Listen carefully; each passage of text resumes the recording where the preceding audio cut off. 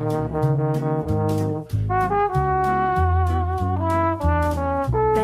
you know I'm guilty. Cops, judge, and jury, they all agree. If love's the crime, I'm doing time, and I don't look like I'll ever get free. Yeah, baby, you know I'm guilty.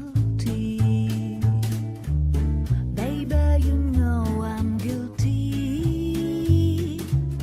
While you're my Clyde, I'll be your Bonnie. I could pretend I'll be good again, but while loving you's the charge I'll never be. 'Cause baby, you know I'm guilty.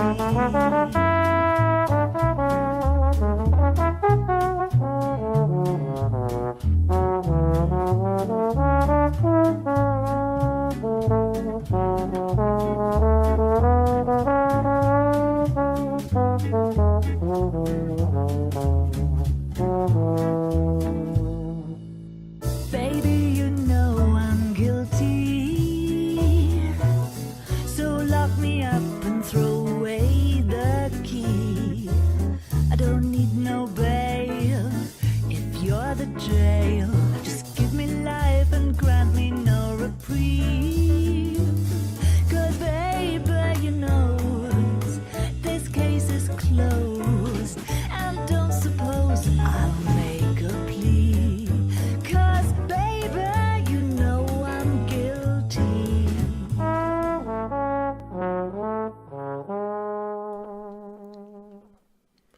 I am guilty.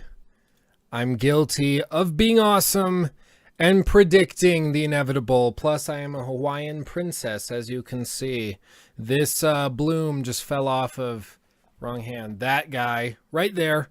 So I decided to, schnazz myself up a little bit, because why not? I'll look beautiful. Actually, it just kind of smells weird, and all the pollen is falling off inside. Dying things are a little gross, even when they're flowers. And now there's pollen everywhere.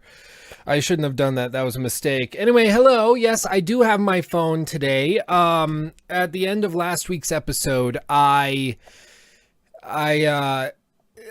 kind of panicked because I realized that I had lost my phone, and the last place I remembered it was essentially I'd gone to the ATM and I took my phone out and my wallet out, and I set my wallet down on one side and my phone down on the other. So they were like this on the counter in front of the ATM, and I had my wallet, but I didn't have my phone. So I'm thinking I just did an hour-long podcast with my phone sitting in front of an ATM in a public space.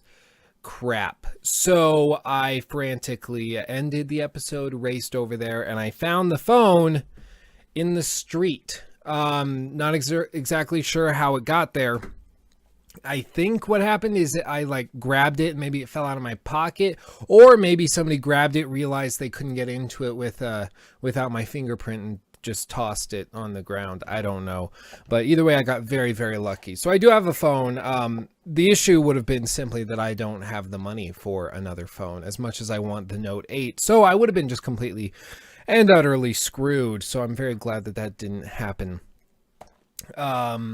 So yeah, that's one thing. Plus, I had a free Dutch Bros behemoth of a drink. This type of drink will last me typically 3 or 4 days. It's a behemoth of a drink, so I'm happy. It's like normally $8. I got it for free because I was on my 10th stamp. It's a good day. I'm ready to go.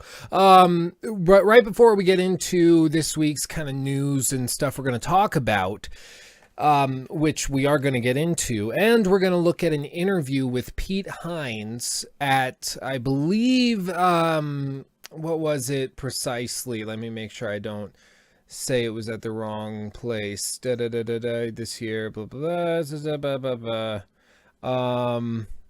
Oh, PAX West. It was at PAX West. Okay. We're going to look at an interview with Pete Hines, who is the marketing VP at Bethesda, and he knows all of the inner workings of Bethesda Game Studios, and he kind of hinted that there was a game coming in 2017 that's been unannounced, and now he's gone back on it. Very interesting, but we're going to look at that interview and see what the dealio is. So I'm looking forward to all of that. And I do just want to say, before we get started, I had previously been talking about how the YouTube adpocalypse stuff was kind of BS. It was stupid. People just being overly dramatic. And a lot of people, you know, they were complaining that their content was getting pulled down. And then I would watch the video that got flagged. And I'm like, well, you dropped like 30 F-bombs. I don't blame Lysol for not wanting to advertise on that.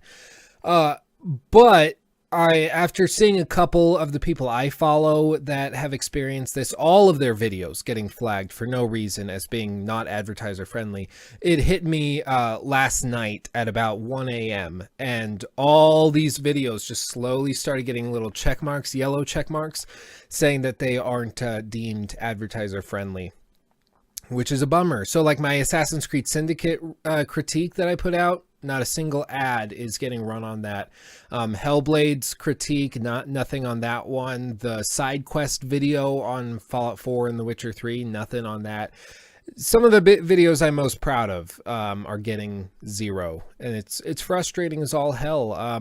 So shameless plug for Patreon. It's down in the description, but that's where I'm going to leave it. I'm not going to drag this out. Just know, yes, it's even affecting me at this point, but I don't want to talk your ear off about it. Yeah.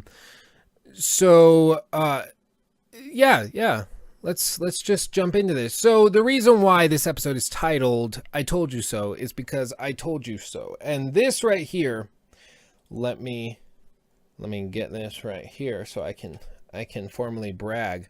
This right here is what I predicted. Now, this was the video. As you can see, only 3,100 views. This was a video I put out back January 27th of this year. Now, during this stage in my YouTube career, I was mainly just putting stuff out, trying to make videos however I could. I only had I think I had just passed 10,000 subscribers, so I wasn't taking it super seriously. I was just trying to put stuff out. And so when I made this video, I was looking at a tweet from Jan 2077, I believe it is, and that's on Twitter, and he's predicted a lot of Rockstar stuff in the past. He predicted a lot of GTA 5 stuff. He predicted a lot of Red Dead Redemption stuff, and so I said it's fairly safe to say that he's right about this. And what he said was directly that LA Noire was going to get a remaster on the Switch, specifically sometime in 2017, and sure enough, guess what happened and what was announced? Booyakasha! LA Noire announced for Nintendo Switch, PS4, Xbox One, and a VR edition is coming as well. This is going to be coming November 14th, and I'm very, very excited for that because this is actually one of my favorite games of all time. And I actually was just thinking, I'm at a point now where I need essentially just something to use my Switch for. I've played the crap out of Zelda. Mario Kart's fun, but it does get dry, and Binding of Isaac is interesting, but that also gets kind of old pretty quickly. And what else is there? Like Splatoon. Apparently the new Mario Rabbids game is pretty fun, but to be able to play LA Noire on it, like to just have LA Noire running on this, I just take it to class or something, pull it out, work on a case, boop, boop, boop, boop, put it away, break for class, get 10 minutes to break, and then I go like this, and then like just go about my day. It's so wonderful. It's so wonderful. And I want it in my life right now, and it looks like we're going to get it in November. Now, it's not clear exactly if this is going to be a straight remaster or if it's going to be more of a port directly. They've said that some elements will be remastered, like new lighting effects. The quote here, let me see if they have it right here. Quote, this LA Noire on the PS4 and Xbox One will feature the full base game and all of its DLC, as well as, quote, a range of technical enhancements for greater visual fidelity and authenticity, including enhanced lighting and clouds, new cinematic camera angles, high-resolution textures, and more. And it says the game will run natively at 1080p on the PS4 and Xbox One, with 4K visuals for players on the PS4 Pro and Xbox One X.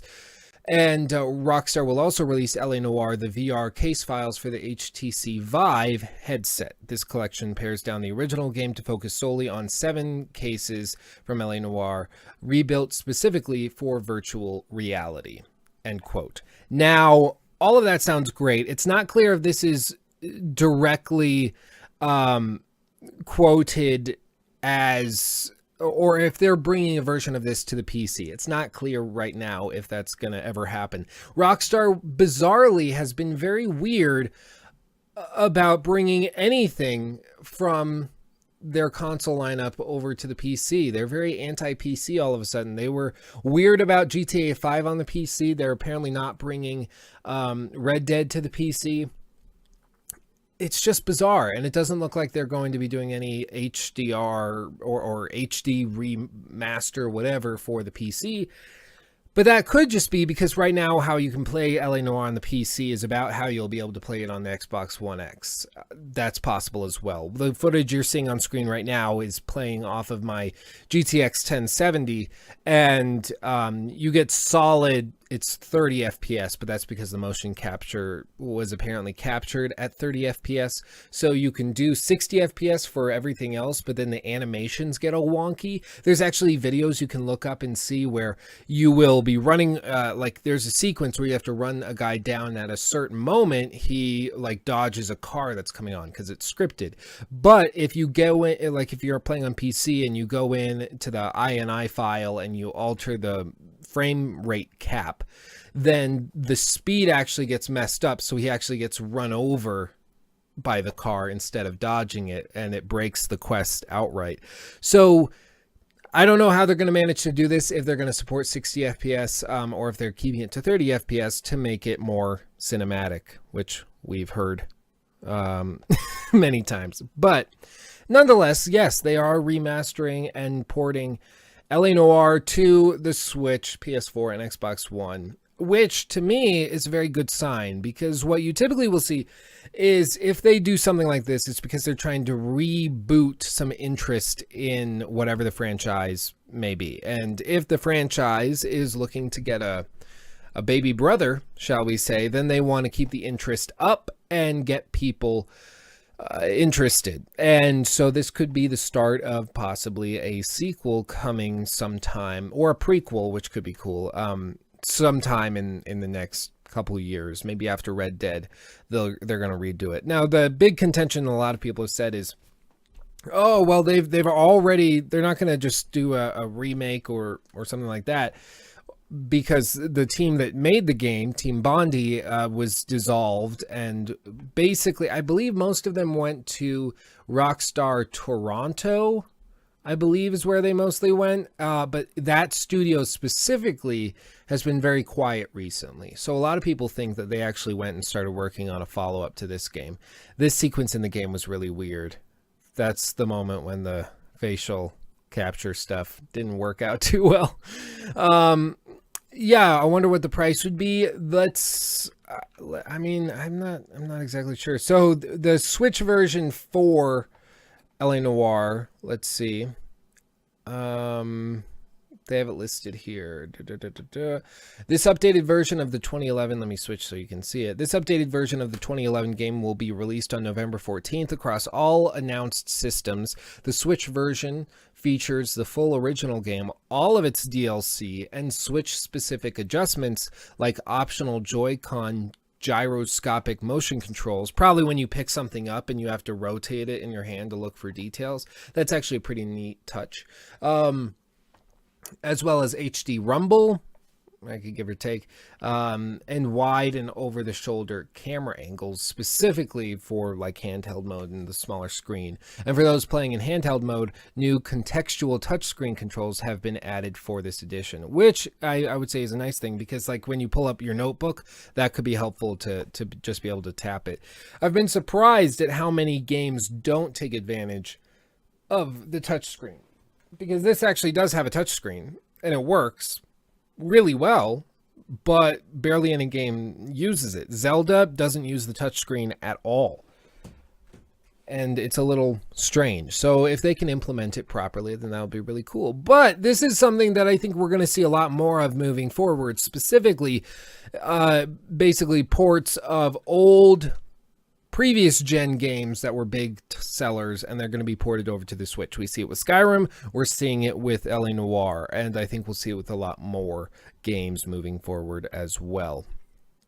But yeah, as for price, let me see. I do not see anything mentioned specifically about price, and I don't remember seeing anything specifically about price. My guess would probably be like $40 or something, but we'll just have to wait and see. I'm honestly not sure. Would I pay $60 for this? I don't know. I love the game so much, I probably would. Although, as a matter of principle, I also hate the idea of paying $60 for a game that's 6 years old. I hate the idea of doing it with Skyrim. I hate the idea of doing it with LA Noire. But we'll just have to see when we get close to it. The DLC is pretty substantial for LA Noire, so that could be interesting. Plus, the game that you're getting when you pay $60 for LA Noire is pretty massive. Skyrim without mods is still a big game. It just matters, you know, what kind of gamer you are. If you're going to put 300 hours into the Skyrim on the Switch edition, then whatever. But if you're going to need mods to make it interesting, then it probably is not worth the full 60 for you. But nonetheless, let's see what else we got going on. What else we got going on in the world of gaming? YouTubers, this just broke. YouTubers escape fines for promoting their own CSGO gambling site. FTC settlement extracts a promise not to do it again, and not much else. So essentially, they were just told, don't do it again. And that's it. These guys, if you're not familiar, and Sky's X-File says, hey, Luke, my wife had her baby. Congratulations. I was recently made an uncle as well. Let me put that there. I was recently made an uncle. My brother and his wife had a baby as well. It's lovely. It's very good. Very good. I'm very excited. Congratulations. But essentially, if you don't remember what happened here, T. Martin and Thomas Cassell, or Syndicate, they had basically made videos that said stuff like how to win $13,000 in 5 minutes, all caps, not clickbaity at all. And they made this video promoting their website, which allowed you to gamble with CSGO skins, essentially, and they benefited from advertising their site. However, they did not tell anybody that they own the site, and it was this big huge deal about, you know, disclosure and paid promotion. It was really crummy of them to do, but they just got away with it. They just were told, don't do it again. Looks like, I mean, my guess is that they will probably be getting, like, their sales have probably dropped off. There's probably not a ton of people going through and doing all this, but I don't know. Yeah, Frogstat. Can't believe these people still have an audience after that. That's a little frustrating, I think. I mean, I'm somebody that doesn't like the idea of, you know, ostracizing somebody just for one mistake they made, and I think they're well aware it was a mistake. They didn't think it was a huge deal, and I think a lot of it was just that they weren't aware of how terrible an idea it was, and how unethical it was at the very least. But yeah, I mean, some people are going to be upset that they didn't get, you know, anything more severe, but what did you want them to do? Did you want them to go to prison for 30 years? I don't think that happened. So yeah, that happened. That happened, or rather didn't happen. Dab on the haters. Next story, which I find utterly hilarious. Let me drop this over here. South Park game. Whoops. South Park, The Fractured But Whole. Its difficulty slider is based on the skin color of the character. Just absorb that for a second. Delicious. They have pumpkin spice as a flavor now, and I'm ready. My body has been waiting all summer for it. So essentially, the easier the game is, the lighter your skin color, and as it gets darker, it becomes harder. And Cartman, when you select to be fully black, he says, quote, "Don't worry, this doesn't affect combat, just every other aspect of your whole life." Which I find a little funny. Whether or not this is like the actual difficulty slider, I don't know. Nobody really knows, but this was just shown off as an element. But it is a little funny. It's just funny. So yeah, there you go. I don't know if that's super interesting to you or not, but it's there nonetheless. Nope, that didn't help. Here we go. Here. Sea of Thieves is now also going to be sharing their amazing water tech with PlayerUnknown's Battlegrounds, which essentially just means, because of the way that this has been structured, where essentially how it's going to work is because PlayerUnknown's studio is now part of the kind of Windows hub of studios, they get to share tech, and that's one of the things that like Assassin's Creed does with Ubisoft studios, where they will use water tech developed by Singapore's studio in Assassin's Creed Origins, but they will use a combat element that they developed in-house while also using some motion capture information for NPCs that they captured while doing another game like Watch Dogs. They'll use it all together, and it's a big collaborative effort. And what this is specifically is the water tech that was developed for Sea of Thieves. Let me mute it.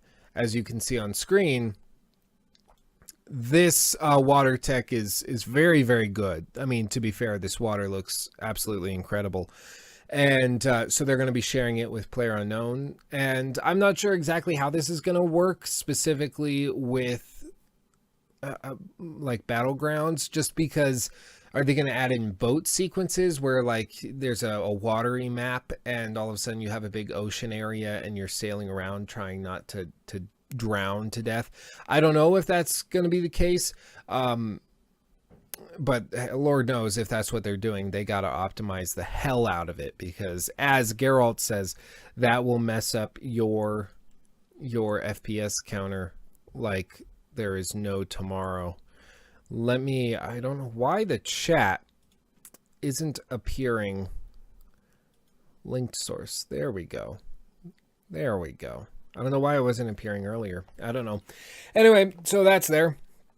Yes, as Geralt says, it's going to mess up your FPS counter even more so than it was previously.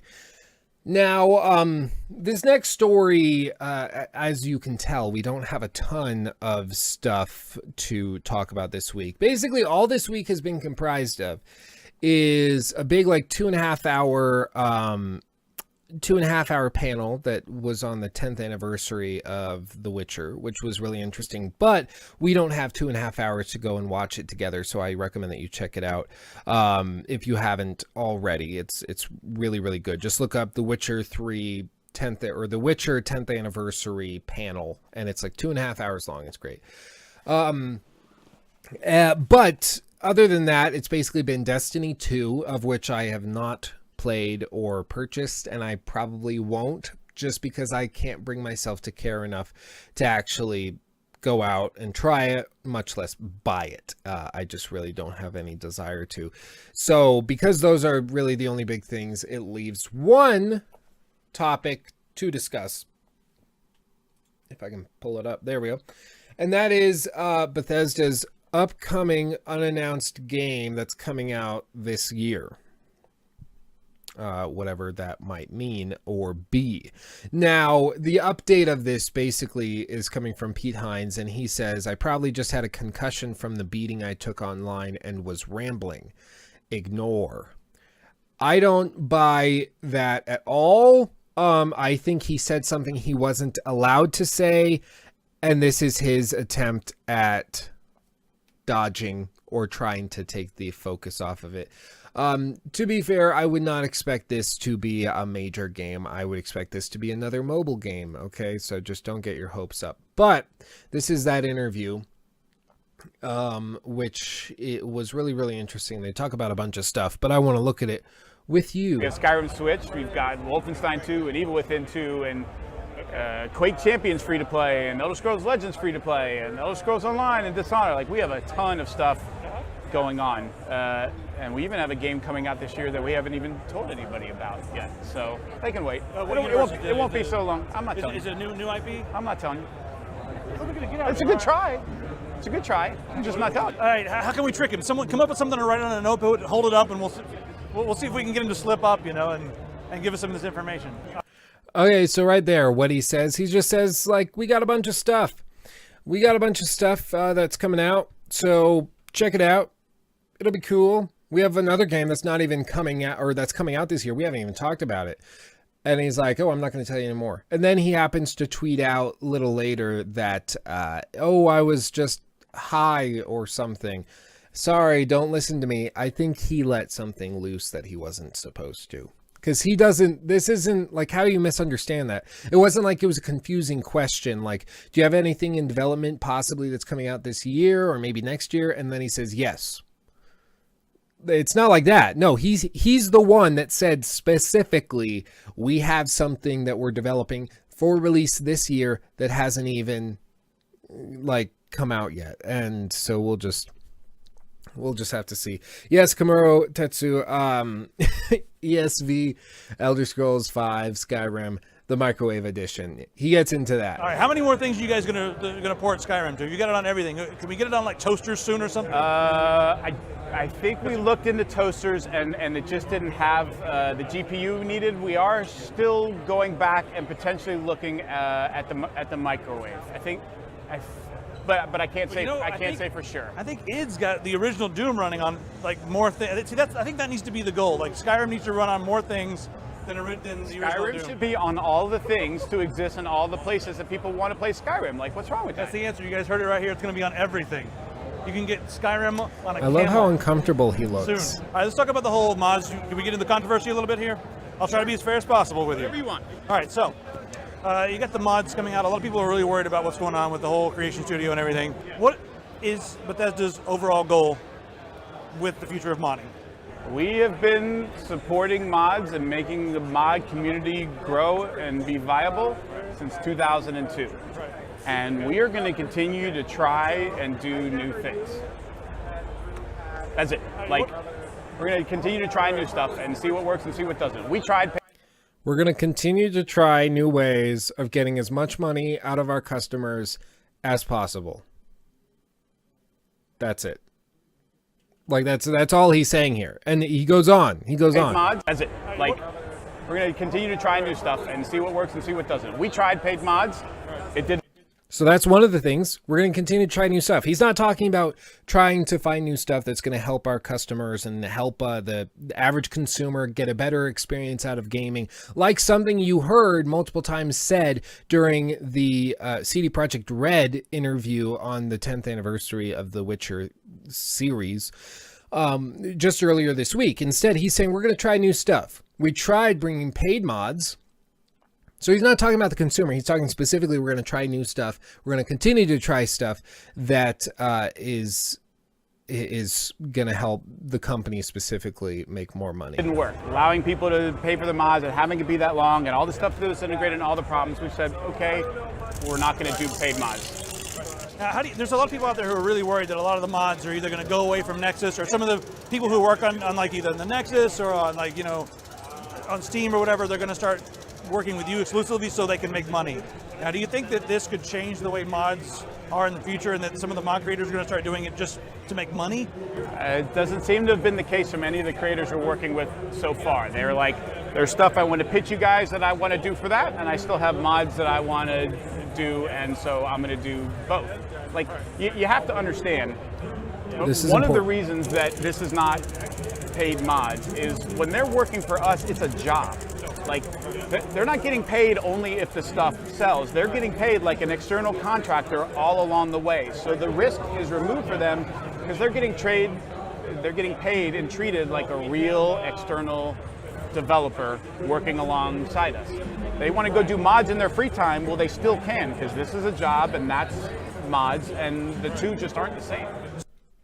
So he says specifically this is not paid mods because we're bringing in the mod developer to work with us as an external contractor. And what that means is that instead of working freelance, just doing something and then bringing it to Bethesda, they're paying them essentially as a contractor or as a consulting developer of some sort to make something, and then Bethesda goes out and sells it. Bethesda gets the money from those Creation Club credits because they're already paying the modder a flat rate. So when people say like, well, are you even giving the modders all the money from the Creation Club? Well, it's not even quite the same because they aren't just freelance modders submitting something and uploading it that you can purchase. No, it's not an open market. It's people that Bethesda has specifically chosen and hired on. They make something and then Bethesda pays them like, thank you. And then Bethesda sells it.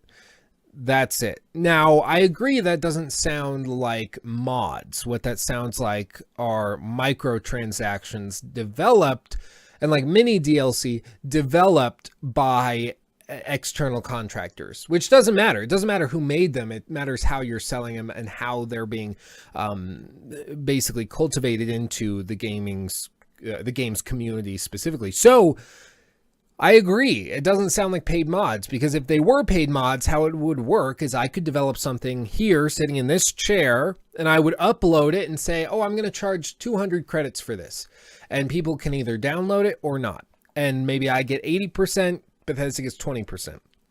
I know that's optimistic, but we'll just say that would be paid mods because you are paying for a mod that I developed that Bethesda didn't necessarily have any direct control over. However, this case, they are basically releasing mini bits of DLC and charging you for it, otherwise known as microtransactions. The problem is that the microtransactions that they're giving, everything in the Creation Club is not allowed to be downloaded with the season pass. Even if you paid like $50 for a season pass, it's not covering anything in the Creation Club, even though it technically should, because they're mini DLC, especially because they advertised the season pass for Fallout 4 as including every single piece of DLC.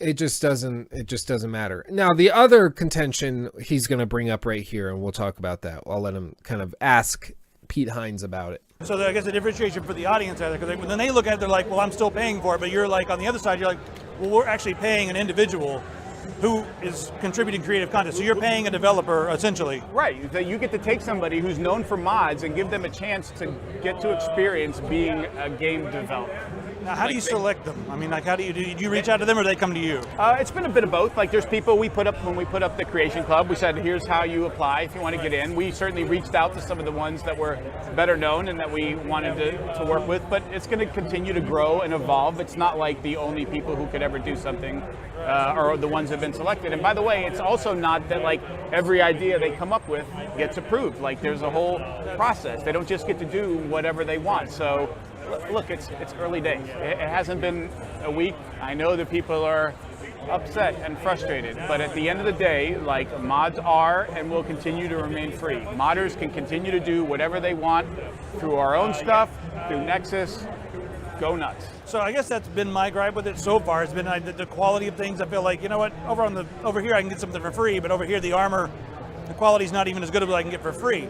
So, okay, but hold on. Is there a more stringent process but that's that could be subjective, right? It's subjective, and we're not requiring you to buy Creation Club creations to continue playing the game that you already own. So right there, I find that very interesting, where he says, first of all, it's subjective that they're better. Well, no, like a lot of the free mods that you can get for free are objectively very, very, they're just superior. I mean, you have to pay 50 to 100 credits for a Pip-Boy mod that will paint it green and yellow or camo or something. Whereas on Nexus, you can just download a mod in 10 seconds that will give you the option of, like one I saw was 25 different textures and colors, and you're not paying for that. Objectively, that's better. You get more variety, more option, and it's free. So how the hell is that? I'm sorry, how is that subjective? Who's gonna say I'd rather pay for less? That doesn't make sense. Maybe somebody with Bethesda, I don't know. But he goes on and he even says, we're not requiring you buy these things to continue playing the game, as if that's a favor they're doing us. Like, you should be thankful that we aren't making you pay for these things to continue playing the game. Like, that shouldn't even be a thing. You shouldn't even, like, what? That doesn't make any sense. It doesn't make any sense. It's subjective. Yeah, we need a t-shirt of that. It's no different than if there's a video game out there, if you don't like it because you don't. Okay, one also important thing. I want you to look at Pete Hines' eye contact when he's saying these things, because you can tell a lot about somebody when they're trying to defend themselves, what happens with their eyes and how they're handling themselves. He's obviously said this many times because he's been asked this many times. But I want you to watch how uncomfortable he is that he's not even able to maintain eye contact for more than a second at a time.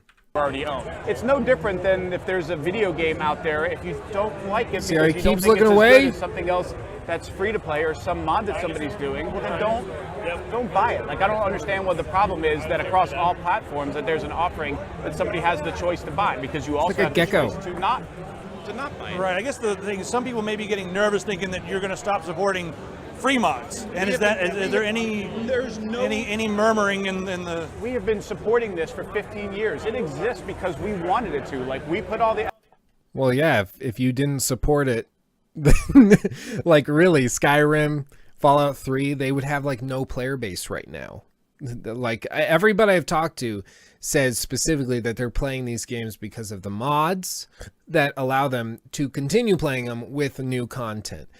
And they simply are saying, well, we see that this is a huge part of our game, part of what makes it successful. Why don't we monetize it? And that's what he said earlier when he said we're going to keep trying new stuff. And now he's saying basically the same thing. He's just saying, if you don't like it, just don't pay for it. And he's right. I'm not going to pay for it. And really what this is, when it comes down to this, the easy way of describing this is simply that really, it's just a matter of the consoles is really what it comes down to. They're looking for a way to capitalize on mods, but they know they can't capitalize it strictly by going through the PC Nexus type thing. If they set up with Steam paid mods, as they've already dealt with, there's a lot of issues there. So what I think they're doing is they're trying to say, okay, mods are really popular on PC and have allowed people to continue playing our games even up to a decade after they've launched, specifically because they offer new content. So how can we allow that to happen on the console? Well, we can create kind of a modding tab that you go to on the start menu. Okay, that could work. Well, if we're doing that, why not also charge a small fee for each of them? Then we get actual monetization while having our games sort of live ad infinitum thanks to all of these mods.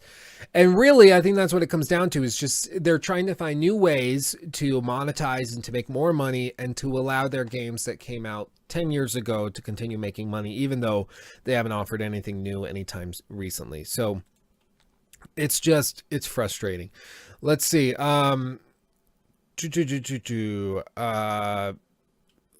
Pete, it scrolled. Pete, the problem is that you didn't do this for the community. You did this because, hey, why not get more money? Funny how Bethesda went from a really respected developer to a greedy effing mess. Well, that's very interesting. And that's something that I've heard a lot of people say, and I've heard it said many times about many different institutions and YouTube channels even. Let me pull up this video. And now one of my favorite YouTubers is a guy by the name of Crowbcat or Crowbcat, and I'm not sure if you're familiar with his stuff, but he does absolutely brilliant videos, and if you're not subscribed to him, you absolutely should. He's got 481,000 subscribers, and even now I still believe he's very, very underrated. But he made this video back November 5th of 2015, and I want you to think about this, because we've always said that Bethesda used to be really good for the community and used to be really good for gamers' rights, and they made good games that were polished, or at least seemingly polished, or maybe not even that, but they made good games and they tried to fix them, and they always cared a lot about their community and respected them. It wasn't just about money, it was about creating a good game. I want you to watch this and we'll see if we believe that in just a moment. Again, Crowbcat, whatever it is, Todd and the Sweet Little Lies. You absolutely have to check this out. So here we go. I'm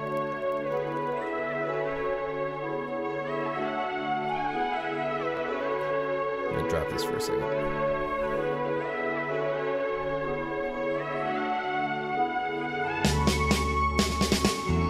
I'm Todd Howard, Todd, Game Director for Fallout 3. This is an enormous, dynamic world. How much of a tech demo for Skyrim was Fallout? The game has over 200 dungeons, all handcrafted. And one of the great things about having a fully dynamic game engine is all of this just works.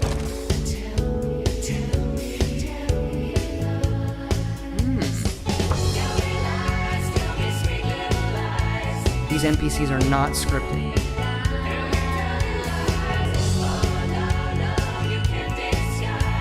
You can walk all the way to the top of that mountain. No, you can't. Go where you want. Do whatever you want. This is the golden age of gaming. Make the player proud when he's playing your game. Make yourself proud that you made it. Make your player proud that he bought it. And it works. It actually works perfectly. Our artists have painstakingly modeled over 9,000 objects. We actually have recorded around 1,000 of the most popular names for him to say. We have over 40,000 lines of recorded dialogue.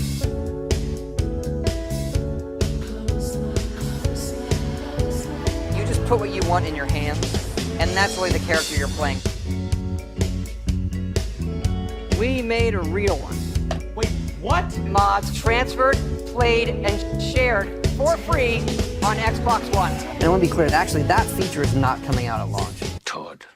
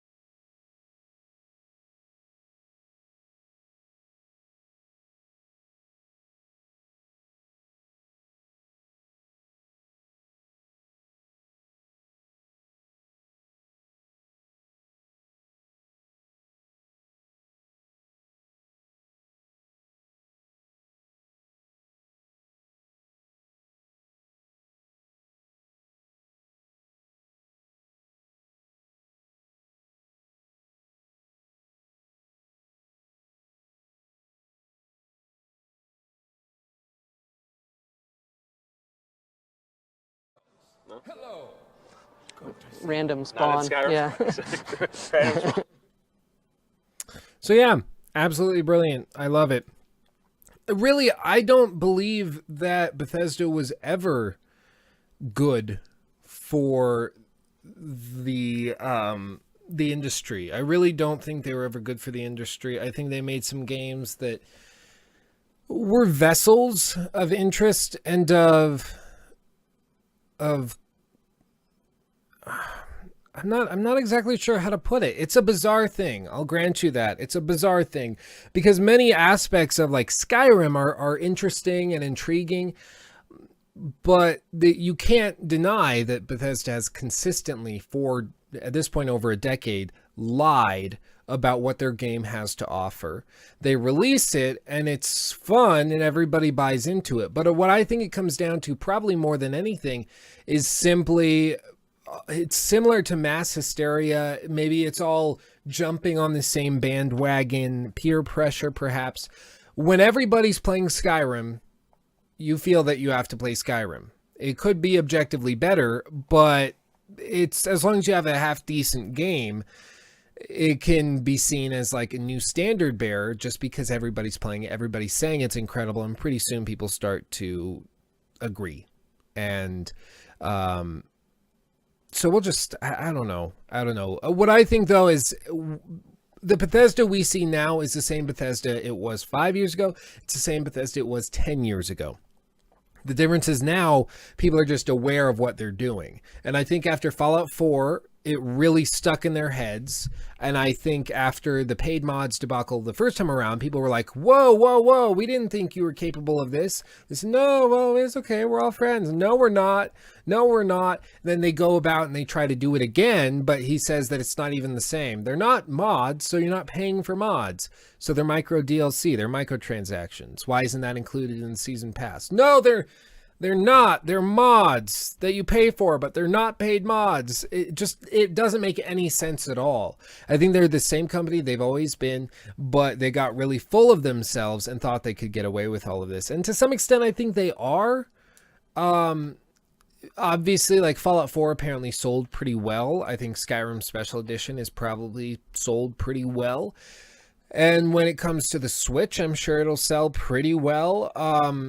But then whatever their next game is, I think it's going to take a real hit. But as always, we got to vote with our wallets, which is why I've basically committed at this point that when Skyrim comes out for the Switch, I'm not buying it. If I can get it for like $15 on a mega sale, I'll do that. But the idea of paying $60, I don't like that. Plus it's supporting a company that I don't really want to support, considering how they continually, as he even said in that video we watched, they're continually looking for new ways of taking advantage of their community. And I just don't think that that's a good thing. I don't think that's a good thing. Yeah, microtransactions. Oh, yeah, like Fallout 4 was an amazing game, Luke. I no longer want to be a moderator. I can't agree with you. Goodbye forever. Yes, Raspusha be with you. Raspusha, live forever in our hearts. I tried making Raspusha in New Vegas, and there's not the same like facial destruction options, so it just doesn't look as horrifying as I wanted it to. So we're gonna have to create a story arc of her when she was beautiful, and then something happens where she becomes the Raspusha we know and love from Fallout 4. Fleskbit, but did you really like Skyrim? Well, that's what I started asking myself. Is I said to myself, like, why was I playing Skyrim, and how much fun was I really having? Was I playing it because it was the only thing I could really play at the time, or was it because it was like just so incredible I couldn't get enough of it? And for me, I think a lot of it was just, I don't know. For me, at least specifically, it was, we didn't have a lot of video games. I was playing chess very, very seriously at the time. I was flying around. I was going to Ohio and then Nashville, and then we went to San Diego for national chess championships. And so I wasn't super focused on video games, but Skyrim was one everybody had, so it was just kind of the staple video game you got when you bought a console. We got a 360, and that's just what it was. And I found myself just playing it. The way I put it is, and I'm sure I'm not the first to say this, but the way I always put it is Skyrim is junk food. It's a junk food game. There's no meat on it. There's no sustenance. It's not going to actually feed you or nourish you or help you do anything. It's something that you can sit back, pull out, your little iPad mini and hit play on an episode of South Park and just veg out. That's what it is. It's feel good. It doesn't have any significance to it, but it's there. Whereas The Witcher 3 is like a freaking 10-course meal where you have to sit down and dedicate yourself. You got to like sit down, be like, okay, I'm going for it. We're going to play. Here we go. And you got to focus. And that's why a lot of people can't do it, because they don't have the endurance for it. They don't have the attention span for it. And that's fine. But I looked back at it and I was trying to play Skyrim with my girlfriend and my little brother who just turned 7. And I realized like Skyrim is just a game that basically is a sandbox. It just says, do stuff. And there's no real rhyme or reason for all of it, but just do stuff. And that can be fun. But after the gaming industry has evolved and after we've seen games that offer a lot of player choice, meaningful choices, I think it's been left behind. And I think the industry really is moving towards a more narrative type of content, probably thanks to Sony primarily. But the fact that they are from different times, whether you're talking about The Witcher 3 and Skyrim, and I agree with you, Sky's X-File. I don't think it's even fair to compare The Witcher 3 to Skyrim. Their purposes are different at core. And I agree, Skyrim is trying to be more junk food, general, fun, sit back, just do stuff, whereas The Witcher 3 is trying to tell a story throughout the entire thing with a bunch of mini stories in between. You have to really focus on it, otherwise it's just bland. You can't play The Witcher 3 like you play Skyrim. And if you think you can, you're probably not a big fan of The Witcher 3 because you aren't playing it the way it's supposed to be played. So I don't know. I don't think Skyrim's a bad game. I just think it's a game that's probably, in terms of actual gameplay, hasn't aged very well. And I think Bethesda saw that the industry was moving towards more narrative types of content, which is why they tried to be more narrative with Fallout 4. The problem is their writers, especially Emil Pagliarulo, or whatever his name is, I think it's Pagliarulo, Pagliaro or something like that. He's absolutely terrible at his job. He wrote Fallout 3 and he wrote Fallout 4, and it just doesn't make sense. It just doesn't make sense at all. I don't understand it, but it's there. So we'll just have to see how this all develops. I would like for Bethesda to kind of get back in gear. I think they contain some of the best world design practitioners in the industry. They obviously know how to craft a world that's engaging and fun to explore, because Skyrim is fun to explore.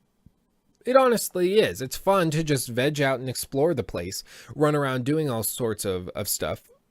Most other things in it, I don't know, probably could be improved, but I think they just they've kind of been exposed, and it's a little unfortunate.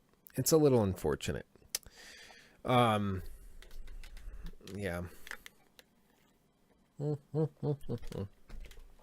Well, the question is, a lot of people want more Skyrim, but I honestly think a lot of that is sort of a nostalgic looking back on yesteryears. Actually, if you're in the chat right now, we're going to do an exercise.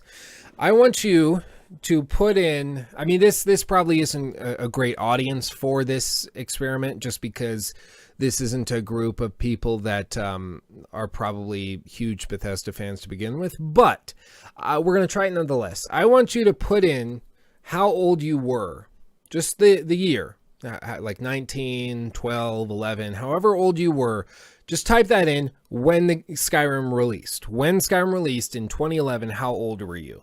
And I just want to see like the general active participation or group of people participating in gaming nowadays, how old they were when the game launched. I was 14, I suppose.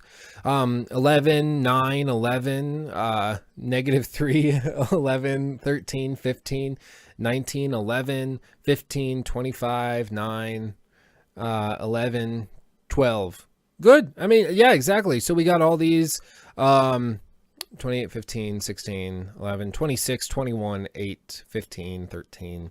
I was 19, 15, 15, 9, 12. You see, it's all fitting in this for the most part, age bracket of kind of the teen years when you typically are finding your passion for whatever it is, for whatever your hobby is going to be.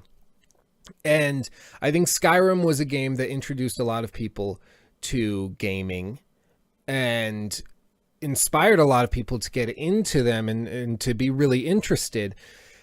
And I think it was one of those first big experiences people had, like GTA 5 had with me. When I first played that game, it blew my mind.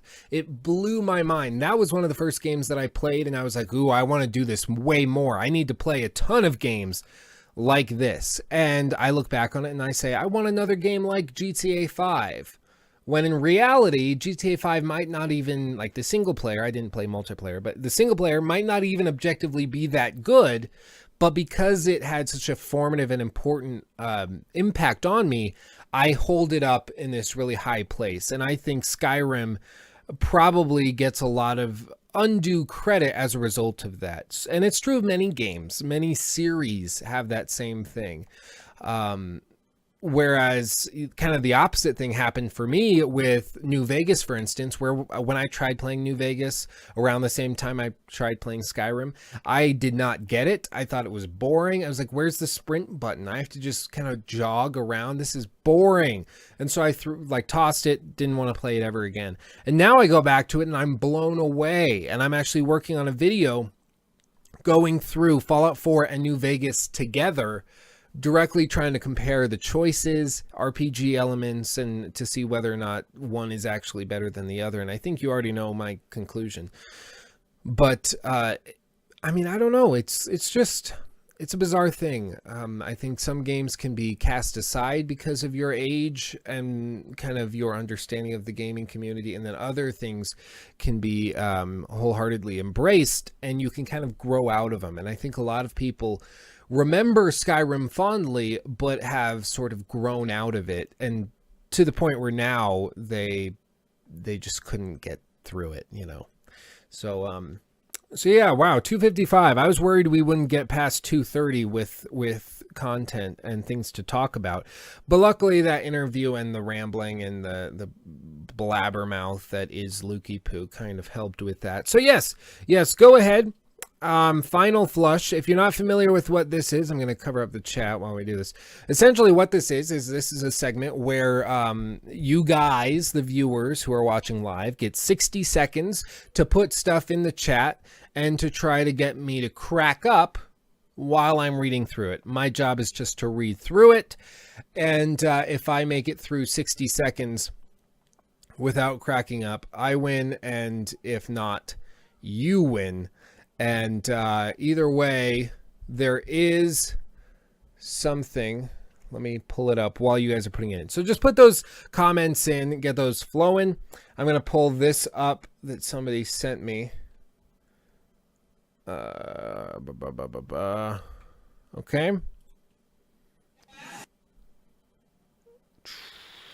I think this is it. Okay. Okay. Oh, and I need to grab the chat, don't I? So that you can actually see what I'm looking at as well. Here we go. Preview editor. Sorry, this is the slow part where I'm trying to get things working so that I should have a scene prepped for this, but I guess I'm bad at my job. That shouldn't surprise anyone, should it? Okay. We shall try this. This looks. Das ist good. Das ist good. Okay. Save. Yes. Save scene. Jump to it. This is what I'm looking at. So we'll go through. Let me get my timer ready. 60 seconds on the clock. If I can find where I put the app. I upgraded to Android 8.0 Marshmallow or Oreo, and it works pretty well. I like the design, but it keeps crashing on my Google Pixel. The guys that made this phone made the OS, and it keeps crashing. It sucks. Fix it. Get your crap together. I'm not happy about it. Okay, 60 seconds. And is it going? Yes. Okay. Oh, damn it. Okay. Final Flush. Fallout 4 has good quick loot and nice graphics. I like the base building as well. I actually got a mod that sends the loot system over to New Vegas, and it actually, I don't know how I played New Vegas without it, to be honest. I don't know how I survived. Okay. I may be odd, but I still love Skyrim. I do a playthrough once a year. God might forgive you, but I'm not sure if we can. Frog Stat. Skyrim is pretty fun with a lot of mods to fix the lack of depth. And then there's Unreal. Probably. How do you get a nun pregnant? Dress her up like an altar boy. Google Scotland's national anthem. I'll dare you. That might take too long. Just maybe in a minute. If I rub 3 slabs of buttered up bacon and ribs on my Skyrim disc, will it gain its lack of meat back?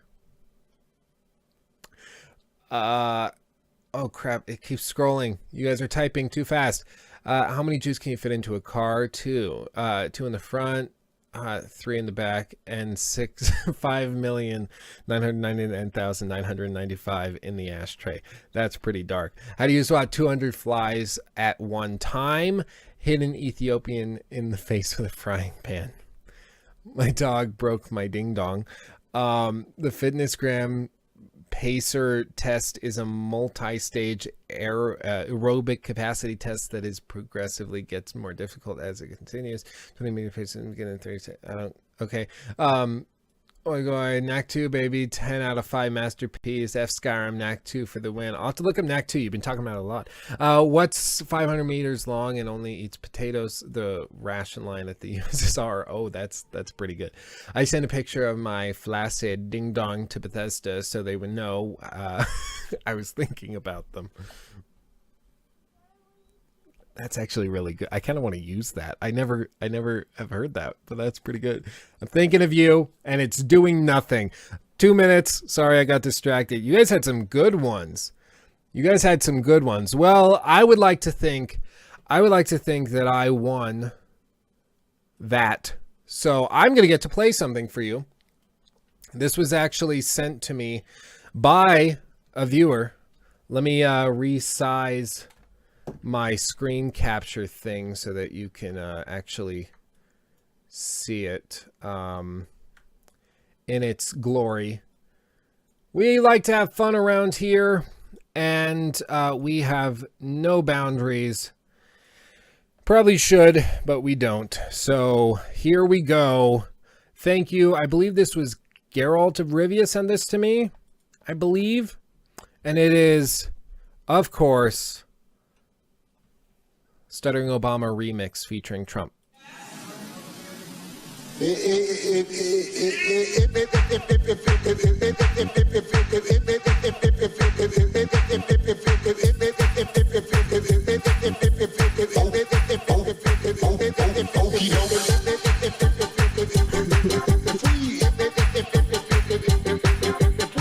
For those of you not familiar, basically his teleprompter broke, and so he was off script, and he just kept saying if. He couldn't think of what to say. It was really funny. You know, a bunch of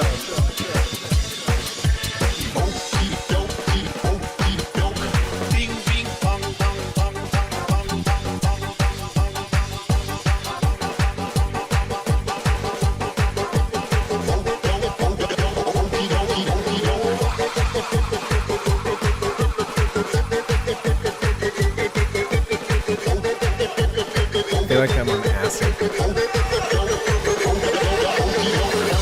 sounds provocative, tweets funny, sounds provocative, tweets funny, sounds provocative, tweets funny, sounds provocative, tweets funny, sounds provocative, Pocahontas.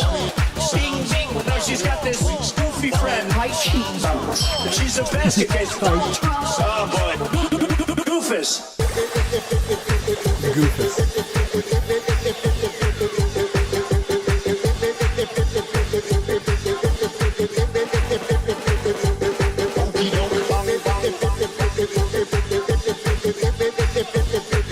Yes, Zeptus, I do play Civ 5.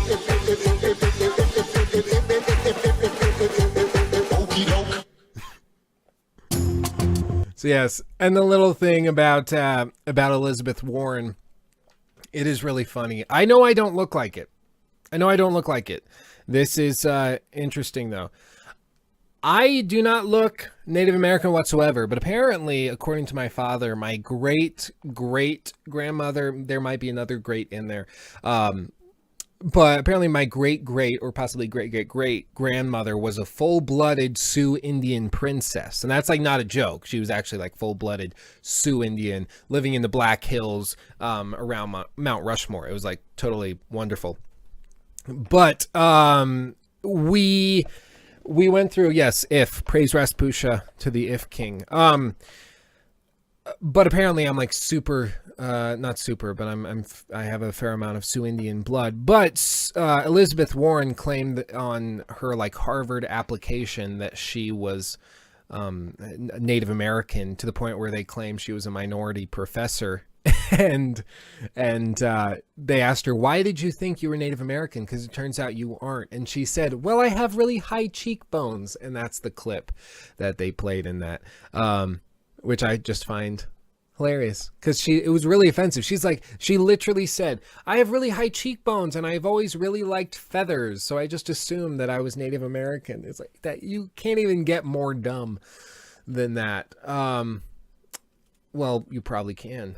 I think that If song was pretty dumb, but I loved it. But I do not go around claiming that I'm a Native American on college applications, even though I technically could. I actually know somebody. This is a weird way to finish the episode. I know somebody. I went to high school with somebody. He was a year younger than I, who's a junior when I graduated. But he actually was gay for a year during basically the second half of junior year and the first half of senior year, while he was applying to colleges, so that he could check I'm gay on all the application boxes and all the scholarship boxes. So he got like a full ride to some university in, like, I think it was Connecticut. And because he was a struggling young gay man. And then right after he was accepted and got the financial aid package, he turned pansexual and started dating a chick. It was really slimy of him. And that's not a pun. That's not a pun. How dare you think that's a pun? But yeah, that's all I got. I'm frustrated with the college system right now. But that's just what you got. Yeah. Well, is that smart or slimy or both? I don't know. Probably both. I mean, it's kind of like, you're a terrible person. Kind of angry I didn't think of that first. But what are you going to do? But thank you all for coming out today. This was kind of a weird episode, but I hope that you enjoyed it. We didn't have the mic break at all. I have my cell phone.